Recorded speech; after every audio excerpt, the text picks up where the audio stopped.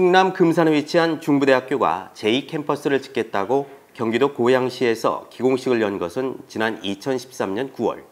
이 자리에는 중부대 이보연 설립자와 임동호 총장, 김문수 경기도지사, 심상정 국회의원 등이 참석했습니다.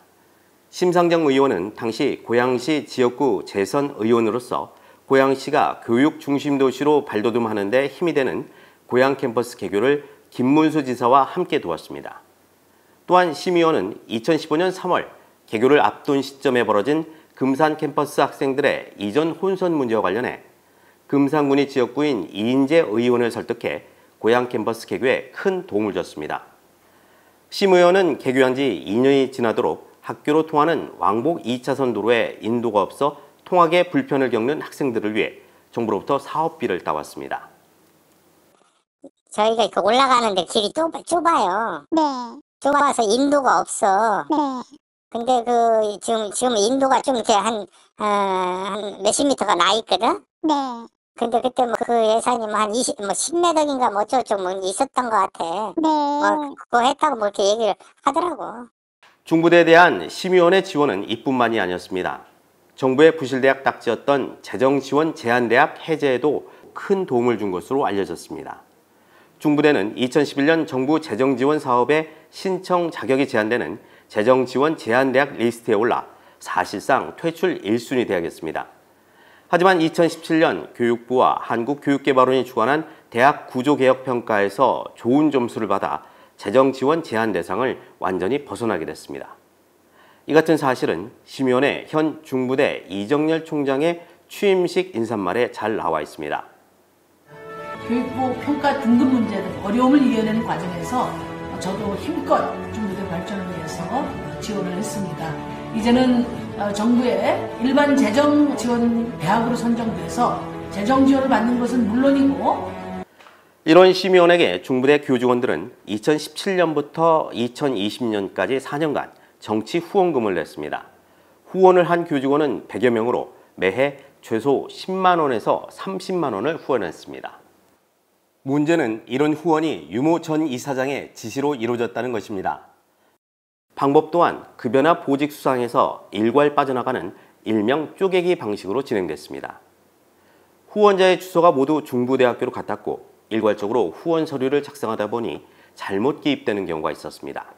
이로 인해 중앙선거관리위원회 정치후원금센터에 검색을 해도 기부 내역이 확인되지 않아 세금 환급을 받지 못하는 경우도 있었습니다.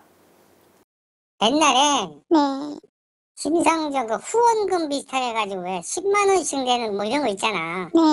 그런 거를 이렇게 하라고 교수들한테 이렇게 서로 학과통해서 이렇게 하고 그런 적은 있었지. 그때 난 그 연말정액 받지도 못했지. 왜? 어떻게 정액을 못 받아가지고. 그때 내가 그 영수증을 못 받았었어. 그때 어떻게 해가지고 시간이 늦어가지고 못 냈지. 이뿐만이 아니라 유모 전 이사장이 대선 직전인 2017년 4월 심의원에게 정치자금을 건넸다는 정황도 포착됐습니다. 불법 정치자금 후원뿐 아니라 심상정 전 수석보좌관 아들의 특혜 채용까지 이루어진 것으로 파악됐습니다.